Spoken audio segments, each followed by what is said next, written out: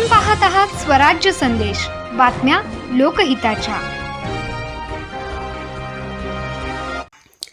फरार थार गाडीवर अखेर गुन्हा दाखल, दोघांचा झाला होता अपघातात मृत्यू। अपघातानंतर थार गाडीसह आरोपी झाला होता फरार। याबाबत सविस्तर वृत्त असे की महिंद्रा थार कंपनीची लाल रंगाची गाडी क्रमांक MH12UW 7792 या गाडीने दिनांक 9 जून 2026 मंगळवार रोजी संध्याकाळी 7 वाजताच्या सुमारास परांडा बार्शी रोडवर वरदवाडी फाट्याजवळ नरसाळे यांच्या शेताजवळ सर्जेराव कोंडीराम पाटील वय 56 वर्ष व बाबासाहेब भागवत गव्हाणे वय 50 वर्ष दोघे राहणार खांडवी तालुका बार्शी जिल्हा सोलापूर यांना थार गाडीने उडवले होते।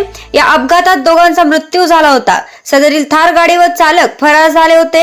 या सदरील थार गाडीचा परांडा पोलिसांनी तपास लावला असून संबंधितावर भाग 1 ते 5 गुर्ण 305 2026 कलम 106(1) 281 125 AOB भारतीय न्याय संहिता 2023 सह कलम 184 134 अ व मोवाका प्रमाणे गुन्हे नोंद करण्यात आले असून पुढील तपास सपोनी सिरसट हे करत आहेत।